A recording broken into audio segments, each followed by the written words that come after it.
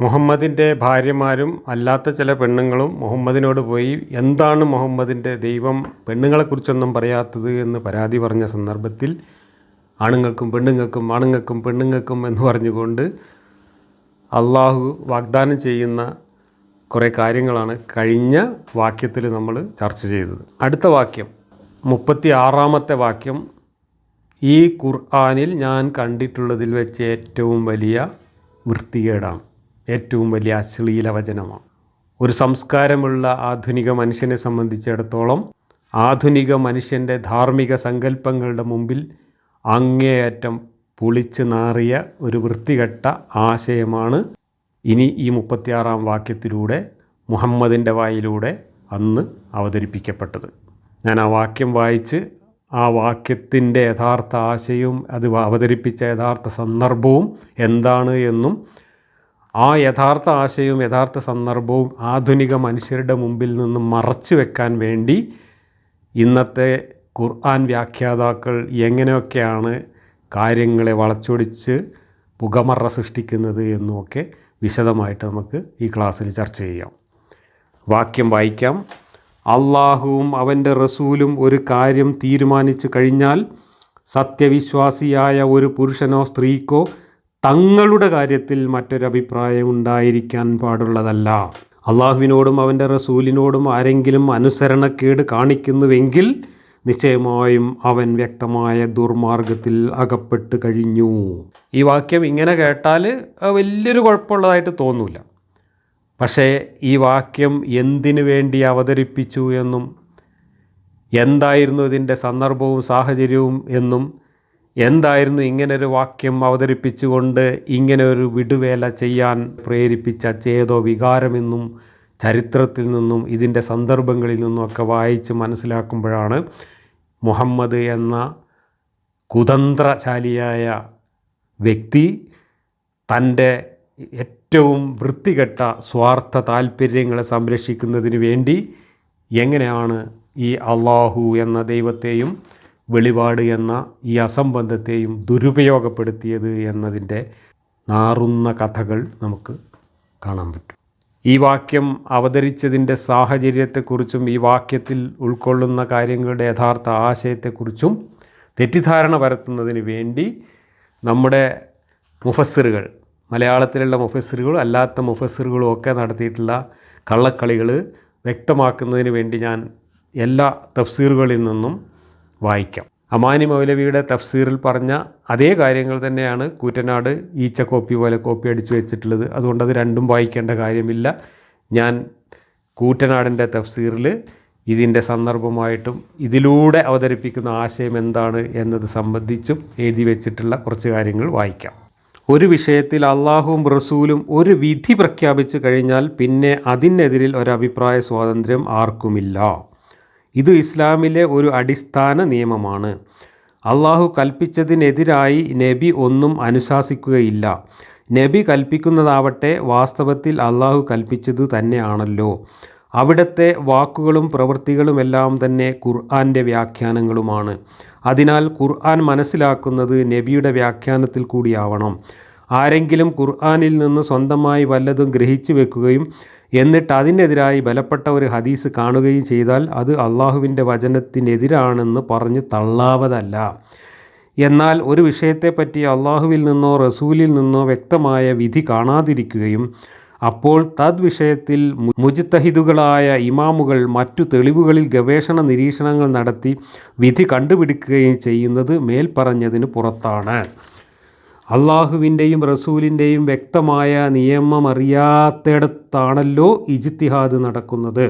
ശരീഅത്തിൻ്റെ വിധിവിലക്കുകളിൽ ഒന്നുപോലും യുക്തിക്കോ ന്യായത്തിനോ എതിരാവുകയില്ല. പക്ഷേ ചിലതിൻ്റെ യുക്തി രഹസ്യങ്ങൾ ചിലപ്പോൾ നമുക്ക് വേണ്ടത്ര ഗ്രഹിക്കാൻ കഴിയാതെ വന്നേക്കും. ആ സന്ദർഭത്തിൽ അത് കണ്ടുപിടിക്കാൻ ശ്രമിക്കുകയല്ലാതെ ആ വിധിയെ തള്ളിക്കളയാൻ പാടില്ല. അത് അള്ളാഹുവിനെയും റസൂലിനെയും ധിക്കരിക്കലാവണ്. അതാവട്ടെ വ്യക്തമായ ദുർമാർഗവും. ഇവിടെ തികച്ചും ഈ വാക്യത്തിൻ്റെ ആശയത്തെ തെറ്റിദ്ധരിപ്പിക്കാനുള്ള ശ്രമമാണ് നടത്തിയിട്ടുള്ളത്. ഈ ഖുർആൻ വാക്യത്തിൽ ലോകാവസാനം വരെയുള്ള മുസ്ലിങ്ങൾ അനുസരിക്കേണ്ട പൊതുനിർദ്ദേശങ്ങൾ ഒന്നുമല്ല പറഞ്ഞിട്ടുള്ളത്. അള്ളാഹുവിൻ്റെ ഖുർആനും മുഹമ്മദിൻ്റെ ഹദീസും അല്ലെങ്കിൽ മുഹമ്മദിൻ്റെ സുന്നത്തും അനുസരിച്ചാണ് മുസ്ലിങ്ങൾ ജീവിക്കേണ്ടത് എന്ന ഒരു ആശയത്തെ അല്ല ഈ ഖുർആൻ വാക്യം മുന്നോട്ട് വെച്ചിട്ടുള്ളത്. ഈ ഖുർആൻ വാക്യത്തിലൂടെ മുഹമ്മദ് അവതരിച്ച കാര്യം എന്താണ് എന്ന് ഇത് വായിക്കുന്ന ആളുകൾ മനസ്സിലാക്കാതിരിക്കാൻ വേണ്ടി, അവരെ തെറ്റിദ്ധരിപ്പിക്കാൻ വേണ്ടി നമ്മുടെ എം അക്ബറൊക്കെ ചോദ്യത്തിന് ഉത്തരം പറയുന്നത് പോലെ കാര്യങ്ങളെ മറ്റൊന്നാക്കി വളച്ചൊടിച്ച് അവതരിപ്പിച്ചതാണ് നമ്മളിപ്പോൾ ഈ വായിച്ചത്. അത് മനസ്സിലാവണമെങ്കിൽ ഈ ആയത്ത് എന്തിനു വേണ്ടി ഇറക്കിയെന്നും ആർക്കു വേണ്ടി ഇറക്കിയെന്നും ഈ ആയത്തിൽ പറയുന്ന കാര്യം എന്താണ് എന്നും വളരെ കൃത്യമായി നമ്മൾ മനസ്സിലാക്കണം. അള്ളാഹുവും അവൻ്റെ റസൂലും ഒരു കാര്യത്തിൽ തീരുമാനിച്ചു കഴിഞ്ഞാൽ സത്യവിശ്വാസിയായ ഒരു പുരുഷനോ സ്ത്രീക്കോ തങ്ങളുടെ കാര്യത്തിൽ മറ്റൊരഭിപ്രായമുണ്ടായിരിക്കാൻ പാടുള്ളതല്ല എന്നാണ് ഈ വാക്യത്തിൽ പറഞ്ഞിട്ടുള്ളത്. അപ്പോൾ ഇവിടെ തങ്ങളുടെ കാര്യത്തിൽ ഒരു വിശ്വാസിയായ പെണ്ണിനോ ആണിനോ അള്ളാഹുവും റസൂലും ഒരു തീരുമാനം എടുത്താൽ അതിനെതിരായിട്ടൊന്നും ചെയ്യാൻ പാടില്ല എന്ന് പറയുമ്പോൾ ഇത് വ്യക്തിപരമായ കാര്യങ്ങളിലാണ് ഈ കൈകടത്തുന്നത് എന്നിവിടെ വ്യക്തമാണ്. അതല്ലാതെ മുസ്ലിം സമൂഹം അള്ളാഹുവിൻ്റെയും റസൂലിൻ്റെയും നിർദ്ദേശങ്ങളും അനുസരിച്ചുകൊണ്ട് പ്രവർത്തിക്കണം എന്നല്ല ഇവിടെ ഉദ്ദേശിക്കുന്നത്. മറിച്ച് ഇത് മുഹമ്മദ് ജീവിച്ചിരുന്ന സമയത്ത് മുഹമ്മദിൻ്റെ വ്യക്തിപരമായ ചില താല്പര്യങ്ങൾക്ക് വേണ്ടി വേറെ ചില വ്യക്തികൾ മുഹമ്മദിന് കീഴടങ്ങേണ്ടതുണ്ട് എന്ന ആജ്ഞയാണ്. അവിടെ മുഹമ്മദിന് കീഴടങ്ങുക എന്നതിന് പകരം മുഹമ്മദിൻ്റെ കൂടെ അള്ളാഹുവിനെയും കൂടെ കൂട്ടിക്കെട്ടി ഒന്നാക്കി അവതരിപ്പിച്ചതാണ്. എന്താണ് ഇതിൻ്റെ സന്ദർഭം? ഇപ്പോൾ അമാനി മൗലവിയും കുറ്റനാട് മൗലവിയും ഒക്കെ ഏകദേശം ഇതേ സാധനമാണ് എഴുതി വെച്ചിട്ടുള്ളത്. ഇനി നമുക്ക് മൗദൂദി എഴുതി വെച്ചത് എന്താണെന്ന് വായിച്ചു നോക്കാം. ഇബ്നു അബ്ബാസ്, മുജാഹിദ്, ഖത്താദ, ഇക്രിമ, മുഖാത്തിൽ ഇബ്നു ഹയ്യാൻ തുടങ്ങിയവർ പറയുന്നു, നബി സൈനബിനെ സെയ്ദിന് വിവാഹം ചെയ്തു കൊടുക്കുവാൻ ആലോചിക്കുകയും സൈനബും അവരുടെ ബന്ധുക്കളും അതിൽ വിമ്മിട്ടം പ്രകടിപ്പിക്കുകയും ചെയ്ത സന്ദർഭത്തിൽ അവതരിച്ച സൂക്തമാണിത്. ഇബ്നു അബ്ബാസ് ഉദ്ധരിക്കുന്നു, നബി ഈ ആലോചന അറിയിച്ചപ്പോൾ സൈനബ പറഞ്ഞു, ഞാൻ അദ്ദേഹത്തെക്കാൾ കുലീനയാണ്. അവർ പ്രതികരിച്ചത് ഇപ്രകാരമാണെന്നാണ് ഇബ്നു സഅദ് ഉദ്ധരിച്ചിട്ടുള്ളത്, എനിക്ക് വേണ്ടി ഞാൻ അദ്ദേഹത്തെ തൃപ്തിപ്പെടുന്നില്ല, ഞാനൊരു കുലീനയായ ഖുറൈശി പുത്രിയാണല്ലോ. അവരുടെ സഹോദരൻ അബ്ദുല്ലാഹിബ്നു ജഹ്ഷും ഈ രീതിയിൽ അതൃപ്തി പ്രകടിപ്പിക്കുകയുണ്ടായി. കാരണം സെയ്ദ് നബി സ്വതന്ത്രനാക്കിയ അടിമയായിരുന്നു. സൈനബ് ആവട്ടെ നബിയുടെ പിതൃ സഹോദരി ഉമൈമ ബിന്ദു അബ്ദുൽ മുത്തലിബിൻ്റെ മകളും. ഇത്രയും ഉന്നതമായ കുടുംബത്തിലെ പെൺകുട്ടി, അതും പുറത്താരുമല്ല, നബിയുടെ സ്വന്തം പിതൃ സഹോദരിയുടെ പുത്രി തന്നെ. അവരെ താൻ സ്വതന്ത്രനാക്കിയ ഒരടിമയ്ക്ക് വിവാഹം ചെയ്തു കൊടുക്കാൻ തീരുമാനിക്കുന്നത് അവർക്കൊക്കെ തീരെ അസഹ്യമായി തോന്നി. അതു സംബന്ധിച്ചാണ് ഈ സൂക്തം അവതരിച്ചത്. ഇത് കേൾക്കേണ്ട താമസം സൈനബും അവരുടെ കുടുംബാംഗങ്ങളും എല്ലാവരും യാതൊരു സങ്കോചവുമില്ലാതെ അതനുസരിച്ചു. അനന്തരം നബി അവരുടെ നിക്കാഹ് നടത്തി. സെയ്ദിനു വേണ്ടി അവിടുന്ന് തന്നെ 10 ദീനാറും 60 ദിർഹമും വിവാഹമൂല്യം നൽകി, കല്യാണപ്പുടവ നൽകി, വീട്ടാവശ്യങ്ങൾക്കായി കുറച്ച് സാധനങ്ങളും കൊടുത്തയച്ചു. ഈ സൂക്തം ഒരു പ്രത്യേക സന്ദർഭത്തിൽ അവതരിച്ചതാണെങ്കിലും ഇതിൽ പറഞ്ഞ വിധി ഇസ്ലാമിക ദർശനത്തിൻ്റെ അതിപ്രധാനമായ അടിസ്ഥാന തത്വമാകുന്നു. മുഴുവൻ ഇസ്ലാമിക ജീവിതക്രമത്തിനും അത് ബാധകവുമാകുന്നു. അതിനെ അടിസ്ഥാനപ്പെടുത്തി വീക്ഷിക്കുമ്പോൾ അള്ളാഹുവിങ്കൽ നിന്നും പ്രവാചകനിൽ നിന്നും ഉള്ളത് എന്ന് സ്ഥിരപ്പെട്ട ഏതൊരു കാര്യത്തിലും സ്വാഭിപ്രായങ്ങൾ പ്രയോഗിക്കുവാൻ മുസ്ലിമായ വ്യക്തിക്കോ സമൂഹത്തിനോ കോടതിക്കോ പാർലമെൻറ്റിനോ സ്റ്റേറ്റിനോ ഒന്നും തന്നെ യാതൊരു അധികാരവുമില്ല. മുസ്ലിം ആവുക എന്നതിൻ്റെ അർത്ഥം തന്നെ ദൈവത്തിൻ്റെയും ദൈവദൂതൻ്റെയും മുമ്പിൽ തൻ്റെ സ്വതന്ത്രമായ തിരഞ്ഞെടുപ്പ് അടിയറ വെക്കുക എന്നാണല്ലോ. വല്ല വ്യക്തിയോ സമൂഹമോ മുസ്ലിമായിരിക്കുകയും അതോടൊപ്പം തിരഞ്ഞെടുപ്പധികാരം സംരക്ഷിക്കുകയും ചെയ്യുന്നുവെങ്കിൽ അത് പരസ്പര വിരുദ്ധമായ നിലപാടാണ്. ഈ 2 ലൈനുകളുടെയും സംയോജനം സാമാന്യ ബുദ്ധിയുള്ളവർക്ക് വിഭാവനം ചെയ്യാനേ സാധ്യമല്ല. ഒരാൾ മുസ്ലിമാണെങ്കിൽ അവൻ അനിവാര്യമായും ദൈവത്തിൻ്റെ മുമ്പിൽ ശിരസ് കുനിച്ചവനായിരിക്കും. ആര് ഇങ്ങനെ തല കുനിക്കുന്നില്ലയോ അവൻ മുസ്ലിം അല്ലെന്ന് നേർക്ക് നേരെ മനസ്സിലാക്കാവുന്നതാണ്. ഞാൻ മുസ്ലിമാണെന്ന് അയാൾ എത്രമാത്രം ഉറപ്പിച്ചു പറഞ്ഞാലും അത് വിശ്വസിക്കാവതല്ല. ദൈവത്തിൻ്റെയും സൃഷ്ടികളുടെയും ദൃഷ്ടിയിൽ അവൻ കപടനാണെന്ന് തന്നെയായിരിക്കും തീരുമാനിക്കപ്പെടുക. അപ്പോൾ എന്താണ് പ്രശ്നം എന്ന് മൗദൂദി ഇവിടെ പറഞ്ഞു. അത് പറഞ്ഞു കഴിഞ്ഞിട്ട് മൗദൂദി വേറെ ചില തരികിടകൾ പറഞ്ഞുകൊണ്ട് ഇത് പൊതുനിർദ്ദേശമാണ് എന്ന മട്ടിൽ അവതരിപ്പിക്കാൻ ശ്രമിക്കുകയാണ്. ഇപ്പോൾ ഈ വായിച്ചു കേട്ടതിൽ നിന്നും കാര്യം ഏതാണ്ട് പിടികിട്ടിയിട്ടുണ്ടാവും. ഇനി അതിൻ്റെ വിശദാംശങ്ങളിലേക്ക് നമുക്ക് പോകാം. അതിനു മുമ്പ് ഞാൻ ഇമാം റാസി എന്താണ് ഇതിനെക്കുറിച്ച് എഴുതി വെച്ചിട്ടുള്ളത് എന്ന് കൂടെ വായിക്കാം. ഇവിടെ മൗദൂദി ഇതിനകത്ത് പറഞ്ഞ ചില കാര്യങ്ങൾ വളരെ ശ്രദ്ധിക്കേണ്ട കാര്യങ്ങളാണ്. ഒന്ന്, ഒരു മുസ്ലിമായ ഒരാൾക്ക് ഒരു രാഷ്ട്രത്തിൻ്റെ നിയമമോ അതല്ലെങ്കിൽ ഒരു പാർലമെൻറ്റിൻ്റെയോ സ്റ്റേറ്റിൻ്റെയോ ജനാധിപത്യ സമൂഹത്തിൻ്റെയോ നിയമചട്ടങ്ങളോ ഇതൊന്നും അനുസരിക്കാനുള്ള ബാധ്യതയില്ല എന്നും അനുസരിക്കേണ്ടത് മുഹമ്മദിനെയും അള്ളാഹുവിനെയുമാണ് എന്നുമാണ് മൗദൂദിയുടെ പറഞ്ഞു വെക്കുന്നത്. മൗദൂദിയുടെ രാഷ്ട്രീയ ഇസ്ലാമിൻ്റെ തീവ്രവാദത്തിലേക്കാണ് മൗദൂദിയുടെ സൂചന നൽകുന്നത്. അതൊക്കെ നമുക്ക് വിശദമായിട്ട് പിന്നീട് ചർച്ച ചെയ്യാം. പിന്നെ ഇവിടെ മൗദൂദി പറഞ്ഞ അടിവരയിട്ട് ശ്രദ്ധിക്കേണ്ട ഒരു കാര്യം, സെയ്ദിൻ്റെ പെണ്ണ് എന്ന് പറഞ്ഞുകൊണ്ട് സെയ്ദിൻ്റെ തലയിൽ വെച്ച് കെട്ടിയ സൈനബക്ക് മഹർ കൊടുക്കുന്നത് സെയ്ദല്ല, മുഹമ്മദാണ്. ഒരു പുരുഷൻ ഒരു സ്ത്രീക്ക് മഹർ കൊടുത്താൽ ആ മഹർ കൊടുക്കുന്നയാൾക്കാണ് ആ സ്ത്രീയുടെ ശരീരത്തിലുള്ള ലൈംഗികമായ അവകാശം. അതാണ് ഇസ്ലാം. ഒരു പെണ്ണിന് മഹർ കൊടുക്കുക എന്ന് പറഞ്ഞാൽ ആ പെണ്ണിൻ്റെ ശരീരം, ലൈംഗിക ശരീരം പണം കൊടുത്ത് വാങ്ങുക എന്നാണ് അർത്ഥം, അല്ലെങ്കിൽ വാടകയ്ക്കെടുക്കുക എന്നാണ് അർത്ഥം. അപ്പോൾ ആരാണോ മഹർ കൊടുത്തത് അയാൾക്കുള്ളതാണ് ആ പെണ്ണിൻ്റെ ശരീരം. ഈ കാര്യം മൗദൂദി ഇവിടെ പറഞ്ഞു വെച്ചത് നിങ്ങൾ മനസ്സിൽ വെക്കണം. കാരണം ഈ നാറ്റക്കഥയിലൂടെ നമ്മൾ പോകുമ്പോൾ അതിനൊക്കെ വളരെയധികം പ്രാധാന്യവും പ്രസക്തിയും ഉണ്ട്. ഇനി നമുക്ക് ഇമാം റാസി ഇതിനെക്കുറിച്ച് 2 ഖണ്ഡികയിലായിട്ട് പറഞ്ഞിട്ടുള്ള കാര്യം എന്താണെന്ന് നോക്കാം. നബിയുടെ പോറ്റുമകനും അവിടുന്ന് അടിമത്തമോചനം നൽകിയ വ്യക്തിയുമായ സെയ്ദ് ബിൻ ഹാരിസ അസദ് കുടുംബത്തിൽപ്പെട്ട സൈനബിനെ വിവാഹം ചെയ്തിരുന്നു. താൻ കുലീനയും സുന്ദരിയുമായതിനാലും സെയ്ദ് അങ്ങനെ അല്ലാത്തതിനാലും ഈ വിവാഹം ആദ്യമേ സൈനബ് ഇഷ്ടപ്പെട്ടിരുന്നില്ല. അപ്പോഴാണ് ഈ വചനം അവതരിച്ചത്. അങ്ങനെ വന്നപ്പോൾ അള്ളാഹുവിൻ്റെയും റസൂലിൻ്റെയും വിധിക്ക് വഴിപ്പെട്ട് അവർ വിവാഹത്തിന് സമ്മതിച്ചു. ഈ വചനത്തിൽ നിന്ന് മനസ്സിലാകുന്ന സംഗതി, ഒരു വിഷയത്തിൽ അള്ളാഹുവും റസൂലും ഒരു വിധി പ്രഖ്യാപിച്ചു കഴിഞ്ഞാൽ പിന്നെ അതിനെതിരെ അഭിപ്രായ സ്വാതന്ത്ര്യം ആർക്കുമില്ല എന്നതാണ്. ഇത് ഇസ്ലാമിലെ അടിസ്ഥാന നിയമമാണ്. അള്ളാഹു കൽപ്പിച്ചതിനെതിരെ നബി ഒന്നും കൽപ്പിക്കില്ല. ശരീഅത്തിൻ്റെ വിധിവിലക്കുകളിൽ ഒന്നുപോലും യുക്തിക്കോ ന്യായത്തിനോ എതിരാവുകയുമില്ല. എന്നാൽ ചിലതിൻ്റെ യുക്തി രഹസ്യങ്ങൾ ചിലപ്പോൾ നമുക്ക് വേണ്ടത്ര ഗ്രഹിക്കാൻ കഴിയാതെ വരാം. ആ സന്ദർഭത്തിൽ അത് കണ്ടുപിടിക്കാൻ ശ്രമിക്കുകയല്ലാതെ ആ വിധിയെ തള്ളിക്കളയാൻ പാടില്ല. അത് അള്ളാഹുവിനെയും റസൂലിനെയും ധിക്കരിക്കലാവും. അതാവട്ടെ വ്യക്തമായ ദുർമാർഗവുമാണ്. ഇതാണ് ഇമാം റാസി ഇതിനെക്കുറിച്ച് പറഞ്ഞിട്ടുള്ളത്. ഇനി നമുക്ക് യഥാർത്ഥത്തിൽ ഇതെന്താണ് സംഭവം, ഇതെന്താണ് സന്ദർഭം, ഇതെപ്പോഴാണ് ഈ ആയത്ത് ഇറങ്ങിയത്, എന്തിനു വേണ്ടിയാണ് മുഹമ്മദ് ഇങ്ങനെ ഒരു ആയത്ത് അവതരിപ്പിച്ചത്, ഇത് മനസ്സിലാക്കാൻ നമ്മൾ കുറച്ചും കൂടെ പഴക്കമുള്ള തഫ്സീറുകളിലേക്ക് പോകാം. ഞാൻ ആദ്യം ജലാലൈനിലെ തഫ്സീറിൽ എഴുതി വെച്ച കാര്യങ്ങൾ വായിക്കാം. This verse was revealed regarding Abdullah ibn Jahsh and his sister Zainab, whose hand the Prophet had asked for in marriage, but meaning on behalf of Zayd. They were loath to this proposal when they found out that it was on the latter's behalf, for they had thought that the Prophet wanted to marry her himself. But afterwards they consented because of the following part of the verse, and whoever disobeys God and his messenger has certainly strayed into manifest error. Thus the Prophet gave her in marriage to Zayd. Then on one occasion the Prophet caught sight of her and felt love for her.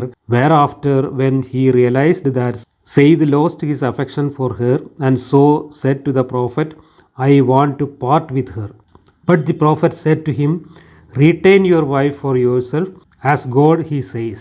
ഇവിടെ ഈ ആയത്തിറങ്ങിയ സന്ദർഭങ്ങളെക്കുറിച്ച് 2 അഭിപ്രായങ്ങളാണ് ഇപ്പോൾ നമ്മൾ ജലാലൈൻ തഫ്സീറിൽ വായിച്ചത്.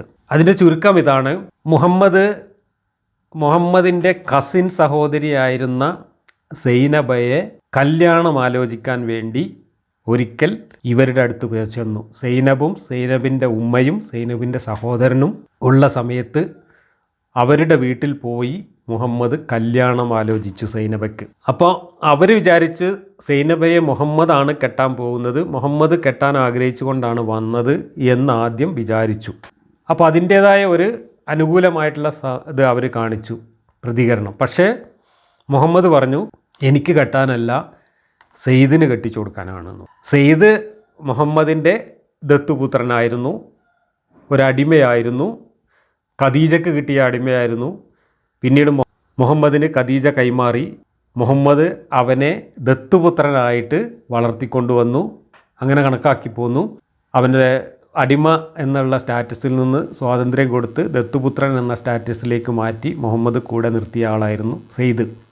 സെയ്ദ് എന്ന് പറയുമ്പോൾ ചെറിയ കുട്ടിയൊന്നല്ല, പ്രായമുണ്ട് എന്നാണ് മനസ്സിലാകുന്നത്. ഈ സൈനബയ്ക്കും 40 വയസ്സിൻ്റെ മുകളിൽ പ്രായമുണ്ട്. ഈ സൈനബ മുഹമ്മദിൻ്റെ അമ്മായിയുടെ മകളാണ്, മുഹമ്മദിൻ്റെ വാപ്പായുടെ പെങ്ങളുടെ മകളാണ്, കസിൻ സഹോദരിയാണ്. ഈ സൈനബയെ വേറെ ഒരാൾ കല്യാണം കഴിച്ചിരുന്നു. സൈനബിൻ്റെ ഭർത്താവ് മരണപ്പെട്ടതാണ്. പിന്നീട് സൈനബ് മുഹമ്മദിൻ്റെ കൂടെ കൂടാൻ വേണ്ടി മദീനയിലേക്ക് വന്നതാണ്. സൈനബിൻ്റെ കൂടെ സഹോദരൻ ഉണ്ട്, ഉമ്മയുണ്ട്. അവരുടെ കുടുംബം എന്ന് പറയുന്നത് ഈ സഹോദരനും ഉമ്മയും ഇവളും ചേർന്നതാണ്. ആ കുടുംബത്തിൽ ചെന്നിട്ട് മുഹമ്മദ് ഈ സൈനബിനെ സെയ്ദിന് കല്യാണം ആലോചിക്കുകയാണ്. ആദ്യം അവർ വിചാരിച്ചത് മുഹമ്മദിന് വേണ്ടിയിട്ടാണെന്ന്. അപ്പോൾ അവർ സന്തോഷിച്ചു. പക്ഷേ സെയ്ദിന് വേണ്ടിയാണ് എന്ന് പറഞ്ഞപ്പോൾ സൈനബക്കും സമ്മതമായിരുന്നില്ല, സൈനബയുടെ സഹോദരനും സമ്മതമായിരുന്നില്ല, ആ സൈനബയുടെ ഉമ്മയ്ക്കും അത് സമ്മതമായിരുന്നില്ല. 3 പേരും അതിനെ എതിർത്തു. മുഹമ്മദിൻ്റെ ദത്തുപുത്രനായ ഒരാൾക്ക് വേണ്ടിയിട്ട്, അതും കുറേ പ്രായമുള്ള ഒരാളാണ്, ഈ സെയ്ദിന് വേറെ ഭാര്യയും മക്കളൊക്കെ ഉണ്ട്, അല്ലാതെ ഒരു ചെറുപ്പക്കാരൻ പെണ്ണ് കെട്ടാനായി നിൽക്കുന്ന ഒരു ചെറുപ്പക്കാരനൊന്നും അല്ല സെയ്ദ്, വേറെ ഭാര്യയും മക്കളും ഉണ്ട്. ആ സെയ്ദിൻ്റെ പെരടിയിൽ ഈ സൈനബയെ വെച്ച് കെട്ടാൻ വേണ്ടി മുഹമ്മദ് ചെന്നാലോചിച്ചു. പെണ്ണിനിഷ്ടമില്ല, പെണ്ണിൻ്റെ സഹോദരനിഷ്ടമില്ല, പെണ്ണിൻ്റെ ഉമ്മാക്ക് ഇഷ്ടമില്ല, ആ കുടുംബത്തിൽ ആർക്കും ഇഷ്ടമില്ല. അവരാ ഇഷ്ടക്കേട് മുഹമ്മദിനെ അറിയിച്ചു. ആ സമയത്താണ് മുഹമ്മദ് വീറ്റോ പവർ ഉപയോഗിച്ചുകൊണ്ട് അള്ളാഹുവിൻ്റെ ആയത്തിറക്കിയിട്ട് സെയ്ദിനെ സൈനബയെ വെച്ച് കെട്ടി കല്യാണം നടത്തുന്നത്. അതാണ് ഇതിൻ്റെ സന്ദർഭം. എന്താണ് ഈ ആയത്തിൽ പറയുന്നത്? അള്ളാഹുവും റസൂലും ഒരു കാര്യം തീരുമാനിച്ചു കഴിഞ്ഞാൽ ആ കാര്യത്തിൽ ഒരു വ്യക്തിക്ക് എതിരഭിപ്രായം ഉണ്ടാവാൻ പാടില്ല. എങ്ങനെയുള്ള കാര്യമാണ് അള്ളാഹുവും റസൂലും തീരുമാനിക്കുന്നത്? ഒരു വ്യക്തിയുടെ സ്വകാര്യ കാര്യത്തിൽ പോയിട്ട് ഇടപെടുകയാണ്. പൊതുവായിട്ടുള്ള നിർദ്ദേശങ്ങളൊന്നും ഇവിടെ ഇല്ല. ഇവിടെ ഇപ്പോൾ ഈ അമാനി മൗലവിയും കൂറ്റനാട് മൗലവിയും റാസിയും ഒക്കെ പറഞ്ഞതുപോലെ ഇത് ഇസ്ലാമിൻ്റെ ഒരു പൊതു നിർദ്ദേശം എന്ന നിലക്ക് അള്ളാഹിനെയും റസൂലിനെ അനുസരിക്കണം എന്ന് പറയാൻ വേണ്ടിയിട്ടൊന്നും പറഞ്ഞ കാര്യമല്ല.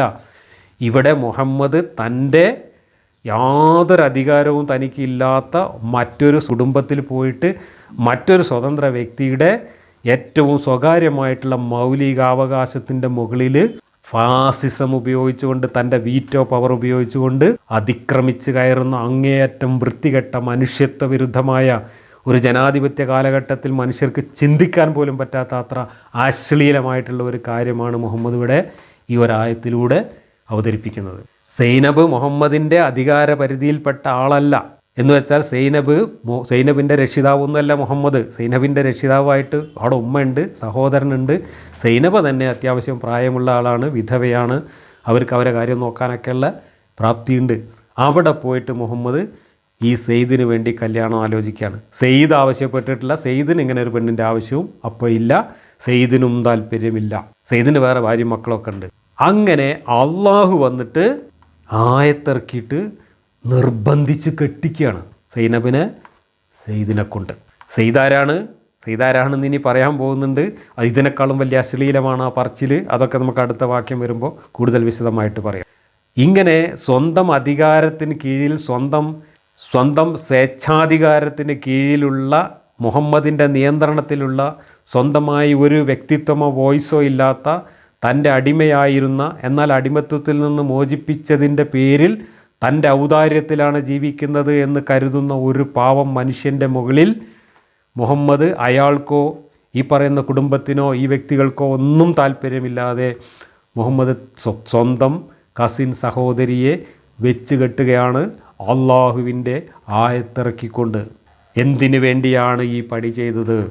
ഇതാണ് ഇനി നമ്മൾ ചർച്ച ചെയ്യാൻ പോകുന്നത്. ഈ കല്യാണമൊക്കെ കഴിഞ്ഞതിന് ശേഷം മുഹമ്മദ് ഈ സൈനബയുമായി എന്തൊക്കെയോ അവിഹിത ബന്ധങ്ങളിലാണ് ഏർപ്പെടുന്നത് എന്ന് മനസ്സിലായ സമയത്ത് അതിൽ സെയ്ദ് അസംതൃപ്തി പ്രകടിപ്പിക്കുകയും സെയ്ദ് ഈ സൈനബയെ ഞാൻ വിവാഹമോചനം ചെയ്യുകയാണ് എന്ന് മുഹമ്മദിൻ്റെ അടുത്ത് വന്ന് പറയുകയും ചെയ്തപ്പോൾ മുഹമ്മദ് ആ സെയ്ദിനോട് പറയുന്നത്, പറ്റൂല, നീ അവളെ വെച്ചുകൊണ്ടിരിക്കണം, അള്ളയും റസൂലും തീരുമാനിച്ചതാണിത്, അള്ളയും റസൂലും തീരുമാനിച്ച ഒരു തീരുമാനത്തിനെതിരെ യാതൊന്നും ചെയ്യാൻ ഒരാൾക്കും അധികാരമില്ല എന്ന് പറഞ്ഞുകൊണ്ട് വിവാഹമോചനം ചെയ്യാൻ ഒരുങ്ങിയ സെയ്ദിൻ്റെ മുമ്പിലാണ് ഈ തിട്ടൂരം അവതരിപ്പിച്ചത് എന്നും ഇപ്പോൾ നമ്മൾ വായിച്ച ജലാലൈനിയുടെ തഫ്സീറിൽ സൂചന നൽകുന്നു.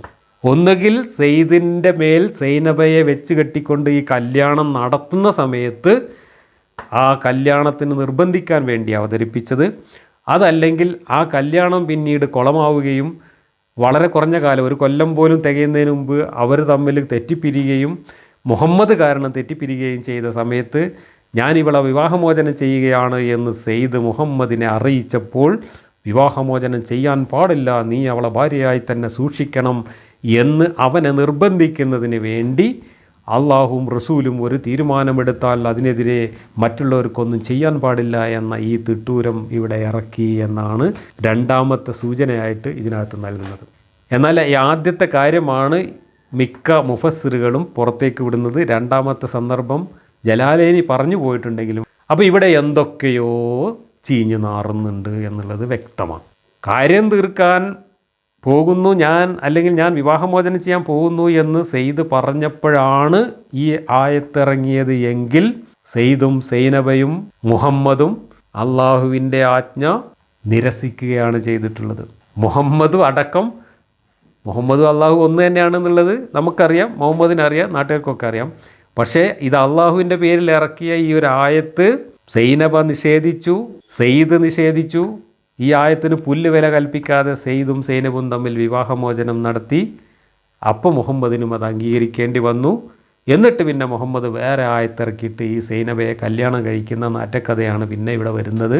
അപ്പോൾ അള്ളാഹുവിൻ്റെ ഈ ആയത്തിൻ്റെ പ്രസക്തി എന്താണ്? അള്ളാഹുവിൻ്റെ ഈ ആയത്ത് സെയ്ദ് എന്ന് പറയുന്ന മുഹമ്മദിൻ്റെ ദത്തുപുത്രനായ വ്യക്തിയോ അല്ലെങ്കിൽ മുഹമ്മദിൻ്റെ കസിനായിട്ടുള്ള സൈനബയോ പോലും അള്ളാഹുവിൻ്റെ ഈ ആയത്തിന് പുല്ലുവില കൽപ്പിച്ചിട്ടില്ല എന്നാണ് ഈ രണ്ടാമത് പറഞ്ഞ സന്ദർഭത്തിലാണ് ഈ ആയത്തിറങ്ങിയതെങ്കിൽ നമ്മൾ മനസ്സിലാക്കും. ഇനി ഒന്നാമത് പറഞ്ഞ സന്ദർഭത്തിലാണ് ഈ ആയത്തിറങ്ങിയതെങ്കിലോ അള്ളാഹു എന്ന് പറയുന്നത് വെറും ഒരു ഉണ്ണാക്കനാണ് എന്ന് ഇവിടെ തെളിയിക്കപ്പെട്ടു കഴിഞ്ഞു. അത് ഞാൻ വിശദീകരിക്കാം.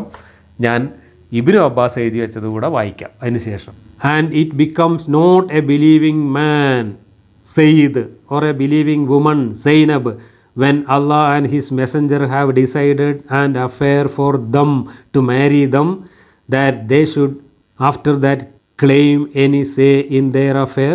They should not have any choice other than what Allah and His Messenger choose for them. And whoso is rebellious to Allah and His Messenger, and whoever disobeys Allah and His Messenger in what He is commanded with, he verily goes astray in error manifest. He is in manifest error regarding Allah's command. ഈ ആയത്തിറങ്ങിയിരിക്കുന്നത് മുസ്ലിങ്ങൾക്ക് പൊതുവായ ഒരു നിർദ്ദേശം എന്ന നിലക്കൊന്നുമല്ല, ഇത് സൈനബയെയും സെയ്ദിനെയും ഉദ്ദേശിച്ചിറങ്ങിയതാണ് എന്ന് ഇവിടെ വ്യക്തമായി തന്നെ ഇബ്നു അബ്ബാസ് എഴുതി വച്ചിട്ടുണ്ട്. അപ്പോൾ സെയ്ദും സൈനബും അവർക്ക് ഇഷ്ടമില്ലെങ്കിലും അള്ളി റസൂലും പറഞ്ഞതനുസരിച്ചുകൊണ്ട് ഈ വിവാഹത്തിന് സമ്മതിക്കണം എന്നാണ് ഇവിടെ നിർബന്ധിക്കുന്നത്. ജലാലൈനി പറഞ്ഞ രണ്ടാമത്തെ അഭിപ്രായം അനുസരിച്ച് സെയ്ദ് സൈനബിനെ വിവാഹമോചനം ചെയ്യുന്നു എന്ന് മുഹമ്മദിനെ അറിയിച്ചപ്പോൾ പറ്റൂല, നീ അവളെ വെച്ചുകൊണ്ടിരിക്കൽ നിർബന്ധമാണ്, കാരണം അള്ളി റസൂലും തീരുമാനിച്ചതാണ് എന്ന് പറഞ്ഞുകൊണ്ട് അവർക്ക് ആവശ്യമില്ലാത്ത ദാമ്പത്യ ബന്ധം തുടരാൻ അവരെ നിർബന്ധിക്കുന്നതാണ് ഈ ആയത്ത്.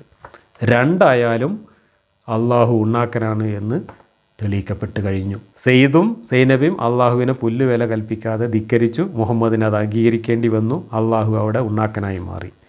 അതല്ല, ഈ കല്യാണം നടത്തിക്കൊടുക്കാൻ വേണ്ടിയിട്ട് കല്യാണ ബ്രോക്കറായി വന്നിട്ടാണ് അള്ളാഹു ഈ ആയത്തിറക്കിയതെങ്കിൽ നമ്മളെ നാട്ടും പുറത്തെ ഒരു സാധാരണ പെൺകെട്ടുകാരന്, ഒരു സാധാരണ കല്യാണ ബ്രോക്കർക്കുള്ള വിവേകം പോലും ഇല്ലാത്ത ഒരു തനി ഉണ്ണാക്കനായിരുന്നു അള്ളാഹു എന്ന് നമ്മൾ വിശ്വസിക്കേണ്ടി വരും. കാരണം ഈ സൈനബും സെയ്ദും തമ്മിൽ യാതൊരു തരത്തിലും ഒരു വിവാഹ മാർക്കറ്റിൽ കുഫുവെക്കുന്ന ബന്ധമല്ല എന്നും അവർ രണ്ടുപേരും വിവാഹ ജീവിതത്തിലേക്ക് പോയി കഴിഞ്ഞാൽ ഒരു കൊല്ലം പോലും നിലനിൽക്കാത്ത ആ വിവാഹബന്ധം തകർന്ന് തരിപ്പണമാകുമെന്നും അങ്ങനെ ഒരിക്കലും ഏച്ചുകെട്ടാൻ പറ്റാത്ത ഒരു ബന്ധമാണ് താൻ ഏച്ചുകെട്ടുന്നത് എന്നും മുൻകൂട്ടി മനസ്സിലാക്കാൻ മുഹമ്മദിന് കഴിഞ്ഞിട്ടില്ലെങ്കിൽ നമുക്ക് ഓക്കെ പറയാം, സമ്മതിക്കാം. പക്ഷേ സർവജ്ഞാനിയായ അള്ളാഹു ഒരു നാടൻ കല്യാണ ബ്രോക്കർക്കുള്ള വിവേകം പോലും ഇല്ലാത്ത വെറും ഒരു ഉണ്ണാക്കനായിരുന്നു എന്നല്ലേ ഇവിടെ തെളിയിക്കപ്പെടുന്നത്? അതല്ലെങ്കിൽ ഒരു കൊല്ലം കഴിഞ്ഞാൽ തല്ലിപ്പിരിയാനുള്ള ഒരു ബന്ധം ഇങ്ങനെ ഒരു വീറ്റോ പവർ ഉപയോഗിച്ചുകൊണ്ട് ആയത്തിറക്കിക്കൊണ്ട് അടിച്ചേൽപ്പിക്കാൻ തലക്ക് വെളിവുള്ള ഒരു പടച്ചോൻ തയ്യാറാവുമോ? നിങ്ങൾ ആലോചിച്ച് നോക്കുക. അപ്പോൾ പടച്ചോനല്ലേ ഇവിടെ പൊട്ടനായി മാറിയത്? ഇവിടെ മുഹമ്മദിൻ്റെ സ്വാർത്ഥ താല്പര്യത്തിന് വേണ്ടി അള്ളാഹുവിനെ തനി പൊട്ടനാക്കി അവതരിപ്പിക്കുകയാണ് ചെയ്തത്. ഇതിലേത് സന്ദർഭത്തിൽ ഇറങ്ങിയ ആയത്തായാലും ശരി, ഇത് അള്ളാഹുവിനെ പൊട്ടനാക്കലാണ്, അള്ളാഹു തനി ഉണ്ണാക്കനാണ് എന്ന് തെളിയിക്കുകയാണ്. അള്ളാഹുവിന് ഒരു സർവ്വജ്ഞാനവുമില്ല എന്നിവിടെ ബോധ്യപ്പെടുകയാണ്. സെയ്ദും സൈനബവും തമ്മിൽ ഈ ദാമ്പത്യം നിലനിൽക്കുകയില്ല എന്ന് മുൻകൂട്ടി അറിയുന്ന ഒരാളാണ് ഈ ആയത്തിറക്കിയതെങ്കിൽ അയാൾ ഒരു തനി തരികിടയാണ് എന്നുകൂടി നമ്മൾ മനസ്സിലാക്കേണ്ടി വരും. കാരണം എന്തോ ദുരുദ്ദേശം വെച്ചുകൊണ്ടാണ് അള്ളാഹു ഈ സെയ്ദിൻ്റെ തലയിൽ ഈ സൈനബയെ വെച്ച് കെട്ടുന്നത് ആയത്തിറക്കിക്കൊണ്ട്. അപ്പോൾ എന്തായിരുന്നു അള്ളാഹുവിൻ്റെ ദുരുദ്ദേശം എന്ന് പിന്നീട് നടന്ന സംഭവങ്ങളിൽ നിന്ന് നമുക്ക് വ്യക്തമാവും. അങ്ങനെ ഒരു ദുരുദ്ദേശം വെച്ചുകൊണ്ട് ഒരു പെണ്ണിനെ ഒരാണിൻ്റെ മേൽ വെച്ച് കെട്ടാൻ സർവജ്ഞാനിയായ ഒരു ദൈവം തയ്യാറാവുന്നുവെങ്കിൽ അതിൻ്റെ അർത്ഥം ആ ദൈവം എന്തൊക്കെയോ തരികിട പരിപാടികളുമായി നടക്കുന്ന ഒരു തനി തട്ടിപ്പുകാരനും ഉണ്ണാക്കനുമായിരുന്നു എന്ന് തന്നെയാണ് അതിൻ്റെ അർത്ഥം. ഇതിലേതാണ് ദൈവം എന്ന് സാമാന്യ ബുദ്ധിയുള്ളവർക്ക് ചിന്തിച്ചാൽ മനസ്സിലാവും. ഇവിടെ ആരാണ് ഈ ആയത്തിറക്കിയ അള്ളാഹു? എന്തിനാണ് ഈ ആയത്തിറക്കിക്കൊണ്ട് ഈ ആവശ്യമില്ലാത്ത ബന്ധം വെച്ച് കെട്ടാൻ പോയത് എന്ന് തുടർന്നുള്ള ആയത്തുകളും ഈ കഥയുടെ മൊത്തം വിശദാംശങ്ങളും വെളിക്ക് വരുമ്പോൾ എല്ലാവർക്കും ബോധ്യപ്പെടും. അപ്പോൾ ഒന്നുകിൽ സെയ്ദും സൈനബും അള്ളാഹുവിനെയും റസൂലിനെയും അനുസരിച്ചില്ല, അവരവരുടെ തന്നിഷ്ടപ്രകാരം പ്രവർത്തിച്ചു, അങ്ങനെ അള്ളാഹു റസൂലും ശശിയായി. അതല്ലെങ്കിൽ അള്ളാഹുവിന് ഈ സെയ്ദും സൈനബും തമ്മിൽ ഒരിക്കലും കല്യാണം കഴിക്കാൻ പാടില്ലാത്തത്ര കുഫുവെക്കാത്ത ബന്ധമാണ് എന്നും ഇത് കല്യാണം കഴിച്ച് ഏച്ചുകൂട്ടി വിട്ടാലത് തല്ലിപ്പിരിഞ്ഞു പോകുമെന്നും മുൻകൂട്ടി തിരിച്ചറിയാൻ കഴിയാത്ത ഒരു ഉണ്ണാക്കനായിരുന്നു അള്ളാഹു. ഇതിലേതെങ്കിലും ഒന്ന് ഇവിടെ ശരിയാവുകയുള്ളൂ. ഈ രണ്ടിൽ ഒരു സന്ദർഭം നമ്മൾ അംഗീകരിച്ചാൽ രണ്ടായാലും ഒരേപോലെയാണ് ഫലം. ഇനി മൗദൂദി പറഞ്ഞ ഒരു കാര്യം കൂടി നമ്മളിവിടെ ആലോചിക്കണം. വരാൻ പോകുന്ന നാറ്റക്കഥയിൽ വളരെ പ്രസക്തമാണത് എന്നതുകൊണ്ടാണ് ഞാൻ പറയുന്നത്. മഹർ കൊടുക്കുന്നത് സെയ്ദല്ല, മുഹമ്മദാണ്. ഇവിടെ സ്വന്തം മകനാണെങ്കിൽ പോലും ബാപ്പ മഹർ കൊടുക്കാൻ പാടില്ല. മകന് വേണ്ടി ഒരു പെണ്ണ് കെട്ടുമ്പോൾ ആ മകൻ തന്നെയാണ് ആ പെണ്ണിന് കൊടുക്കേണ്ട മഹർ കൊടുക്കേണ്ടത്. മഹർ എന്ന് പറഞ്ഞാൽ ആ പെണ്ണിൻ്റെ ലൈംഗിക ശരീരം സ്വന്തമാക്കാൻ വേണ്ടി കൊടുക്കുന്ന വിലയോ വാടകയോ ആണ്.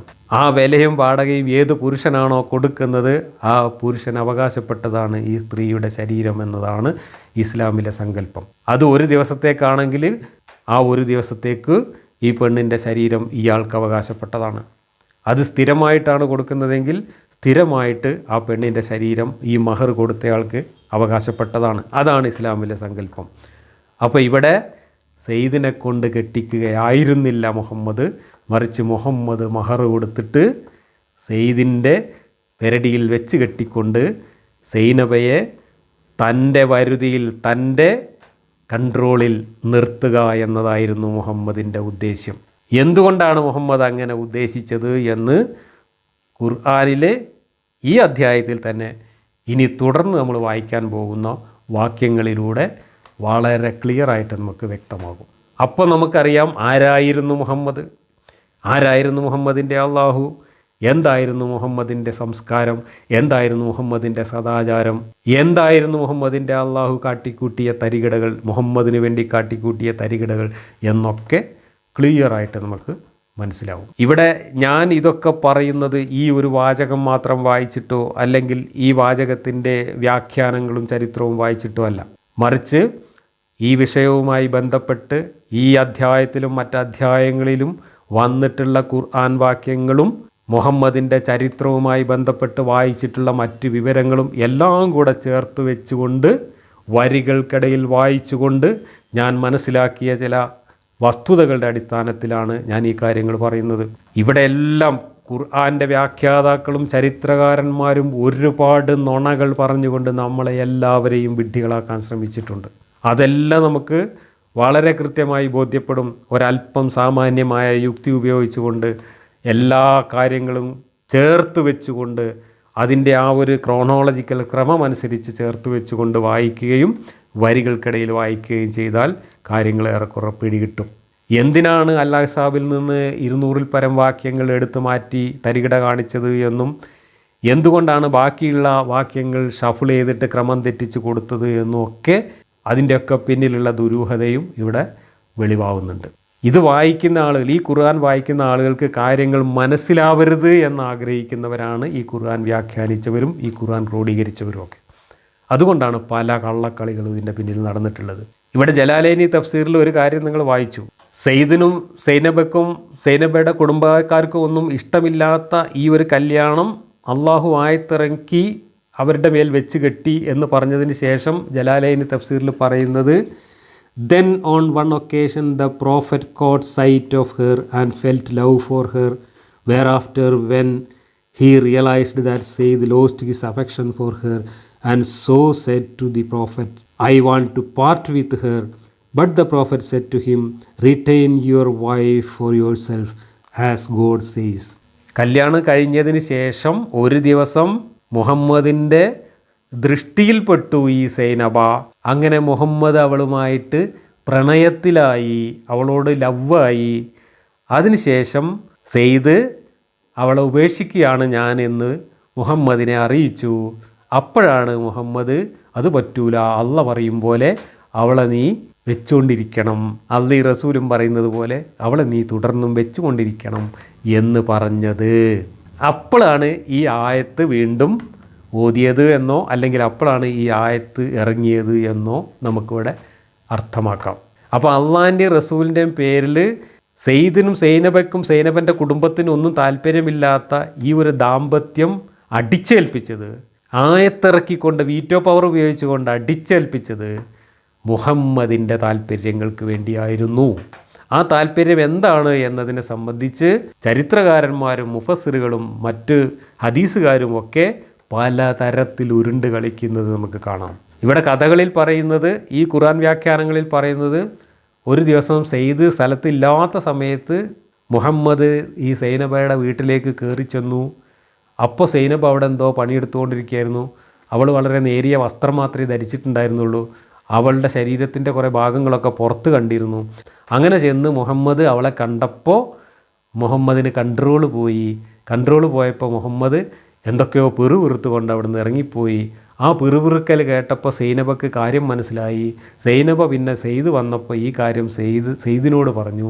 അപ്പോൾ സെയ്ദ് പറഞ്ഞു, എന്നാൽ പിന്നെ അങ്ങനെയാണെങ്കിൽ ഞാൻ ഒഴിവാക്കുകയാണ് എന്നെ എന്ന് പറഞ്ഞു. എന്നിട്ട് ഞാൻ അവളെ ഒഴിവാക്കിക്കോളാം, നിങ്ങൾ പെരയിൽ വന്ന വിവരമൊക്കെ ഞാൻ അറിഞ്ഞിക്കണു എന്ന് ഈ സെയ്ദ് മുഹമ്മദിനോട് പോയി പറഞ്ഞു. അപ്പോഴാണ് മുഹമ്മദ്, അത് പറ്റൂല, അള്ളാഹും റസൂലും തീരുമാനിച്ച കല്യാണമാണ്, അതുകൊണ്ട് നിങ്ങൾ കാര്യം തീർത്ത് ഒഴിവാക്കാനൊന്നും പാടില്ല, നീ അവിടെ വെച്ചുകൊണ്ടിരിക്കണം എന്ന് മുഹമ്മദ് നിർബന്ധിച്ചു എന്നൊക്കെ പറയുന്നത്. പിന്നീട് എന്താണ് സംഭവിച്ചത് എന്നുള്ളത് അടുത്ത വാക്യങ്ങൾ വരുമ്പോൾ നമുക്കറിയാം. എന്നാൽ ഈ പറഞ്ഞതൊക്കെ ശുദ്ധ നുണയാണ് എന്നാണ് വരികൾക്കിടയിൽ നിന്ന് എനിക്ക് മനസ്സിലായത്. സൈനബ വേറെ ആരെങ്കിലും കല്യാണം കഴിച്ച് മക്കയിലോ പരിസരത്തോ വേറെ എവിടേക്കെങ്കിലും ആയിപ്പോകും. മുഹമ്മദിൻ്റെ അണ്ടറിലും മുഹമ്മദിൻ്റെ കസ്റ്റഡിയിലും സൈനബയെ കിട്ടാതെ വരും.